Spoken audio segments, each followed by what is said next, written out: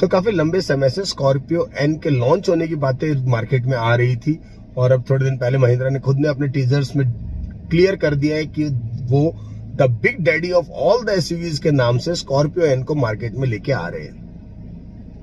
और साथ में ये भी क्लियर कर दिया है कि जो पुरानी वाली स्कॉर्पियो है वो भी मार्केट में स्कॉर्पियो क्लासिक के नाम से ऑन द सेल रहेगी।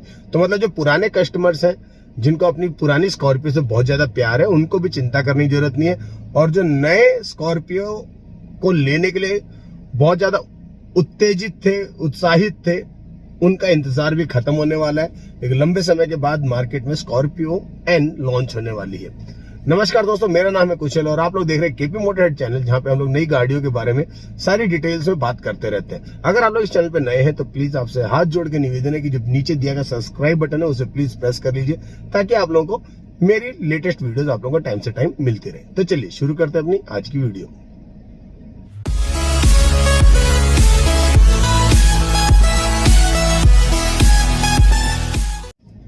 जो हमारी आज की वीडियो है उसमें मैं आप लोगों को स्कॉर्पियो एन के बारे में कोई बहुत ज्यादा डिटेल में नहीं बताने वाला हूं, बट हाँ, स्कॉर्पियो एन को किस स्ट्रेटेजी के तहत महिंद्रा प्लेस करेगी मार्केट में उसके बारे में हम लोग डिस्कशन करने वाले हैं।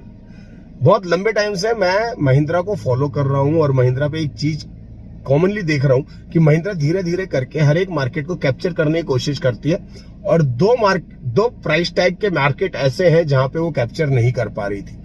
जो आ जाता है एक स्मॉल सेगमेंट्स का और एक आ जाता है बिग सेगमेंट्स का। स्मॉल सेगमेंट में जहां पे टियागो या फिर वैगनार जो मार्केट लेके चलती है, उस मार्केट में महिंद्रा के पास ऐसा कोई भी प्रोडक्ट नहीं था। हाँ, KUV 100 वो लोग लेके आए थे, पर वो बहुत ज्यादा सक्सेसफुल रहा नहीं था।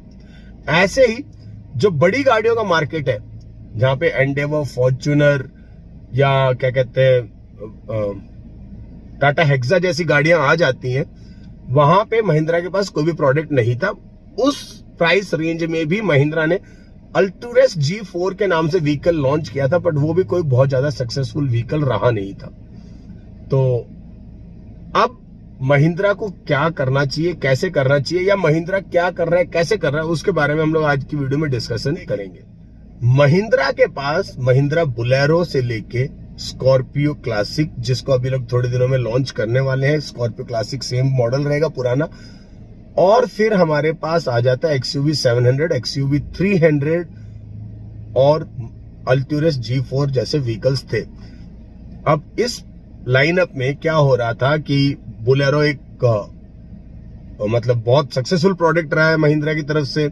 उसके बाद स्कॉर्पियो, आप लोगों को पता है 2002 से लेके अब तक काफी उसमें चेंजेस आए हैं, पर फ्रेम जो हमारा बॉडी फ्रेम है वो चेंज नहीं किया गया, और हमारा जो चैसिस का पार्ट है वो चेंज नहीं किया, बट स्टिल महिंद्रा इसको काफी लंबे टाइम से कंटिन्यू करके रखा है, और काफी लंबे टाइम से इस एक जो प्रोडक्ट की अपडेट की रिक्वायरमेंट थी वो मार्केट में आ रही थी, और it was a very well needed product for the market right now. अब इसके साथ XUV 300 ने इकोस्पोर्ट, ब्रेजा, नेक्सॉन इस मार्केट में भी अपना दम दिखाया और अच्छी सेल्स फिगर मार्केट को मतलब कंपनी को लाके दी है।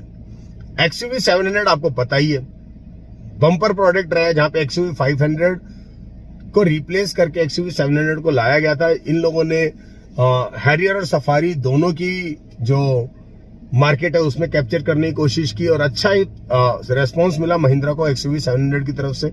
लेटेस्ट फीचर्स जितने भी हैं वो सब महिंद्रा XUV 700 में लेके आई थी। बट इससे पहले लॉन्च हुई थी महिंद्रा अल्टूरस G4, जो कि एक बहुत अच्छा कैपेबल व्हीकल था, ऑल टेरेन टाइप के मतलब फीचर्स रखता था। किसी भी टेरेन में आप गाड़ी को लेके जा सकते थे। सीट्स उसकी थी जो मेमोरी बेस्ड थी, भी वो मेमोरी रखती थी कि कौन ड्राइवर इस व्हीकल को चला रहा है, तो उसके अकॉर्डिंग ऑलरेडी वो अपने आप एडजस्ट हो जाती थी। बहुत सारी लेटेस्ट टेक्नोलॉजी अल्टूरस G4 में थी, बट लोगों को वो भाई नहीं। अब महिंद्रा के पास दो प्रोडक्ट दो रेंज में फेल हो गए थे। एक हो गया था KUV 100 और एक हो गया था अल्टूरस G4। KUV 100 फेल हो गया था, और इस KUV 100 के फेल होने के कारण जो छोटा सेगमेंट था वहां पे महिंद्रा अपना कोई भी प्रोडक्ट नहीं लेके आ पा रहा था। और साथ में जो बड़ी रेंज थी 27 प्लस की, वहां पे भी महिंद्रा के पास कोई अच्छा व्हीकल नहीं था। जहां उन लोगों ने लॉन्च किया था अल्टूरस G4 को, that started from near about 28 lakhs। And the top model was near about 32 lakhs। तो उस प्राइस ब्रैकेट में भी इन लोगों के पास कोई बहुत अच्छा व्हीकल था नहीं उस टाइम पे। अब महिंद्रा खुद चाहता है कि हमें एक हायर लेवल जो सेगमेंट है वहां पे हम लोगों को अपने कस्टमर बेस को बनाना चाहिए। तो इन लोगों ने क्या किया, स्कॉर्पियो के नाम को यूज करने के लिए अच्छी स्ट्रेटेजी प्लान की। स्कॉर्पियो के नाम से ही इन लोगों ने नया फ्रेम लगा के और बढ़िया और नई टेक्नोलॉजी लगा के ये लोग लेके आने वाले हैं अब स्कॉर्पियो एन को, जो कि आप लोगों को एक रिप्लेसमेंट मिलेगा किसका, महिंद्रा अल्ट्यूरस G4 का, मेरे को लग रहा है क्लियर। तो महिंद्रा अल्ट्यूरस G4 की जगह स्कॉर्पियो एन आ जाएगी। और क्योंकि प्राइस टैग अल्ट्यूरस G4 के आसपास से ही शुरू होता या खत्म होता हुआ आप लोगों को दिखेगा, तो आप लोगों को एक उस प्राइस ब्रैकेट का जो कस्टमर है वो भी महिंद्रा के पास आ जाएगा। और फिर आगे के लिए महिंद्रा शायद प्लान आउट कर सकती है KUV 100 का electric version, KUV 100 EV for the fleet owners. तो उस प्राइस ब्रैकेट में भी आप लोगों को महिंद्रा की दमदारी देखने को मिल जाएगी।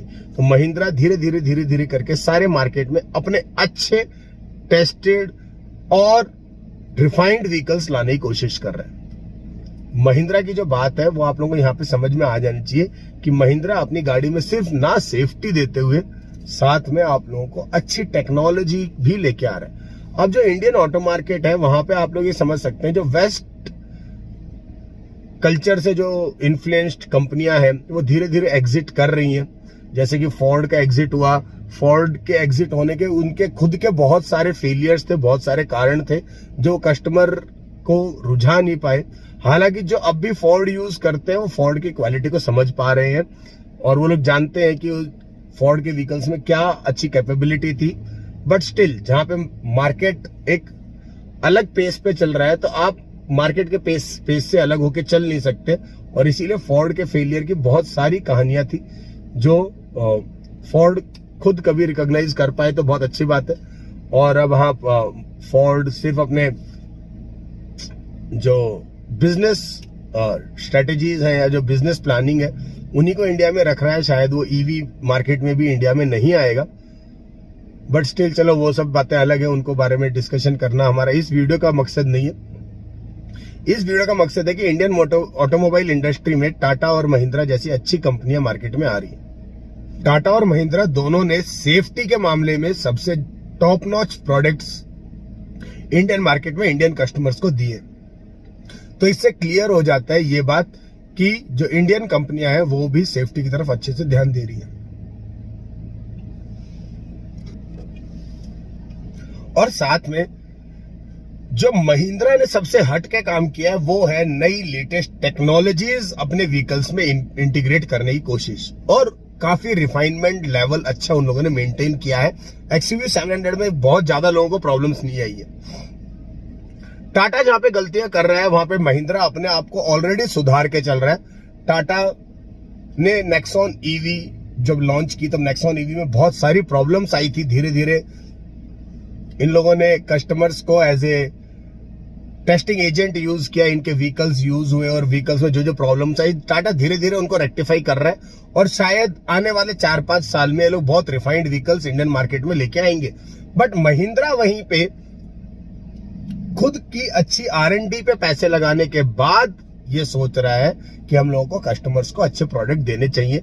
वो कस्टमर्स को as a testing agent use नहीं करना चाह रहा है। अब थोड़े दिनों में आप लोगों को पता है कि बॉन्ड EV BEV के नाम से भी महिंद्रा अपने बहुत सारे प्रोडक्ट्स, 3 तो SUVs हैं जो इंडियन मार्केट में रिवील होने वाले, जुलाई में वो भी रिवील हो जाएंगे। तो आगे की जो प्रिपरेशन है वही महिंद्रा की वेल डिफाइंड, वेल रिफाइंड और अच्छे बेहतरीन प्रोडक्ट्स इंडियन मार्केट के लिए देखने को मिल सकते हैं।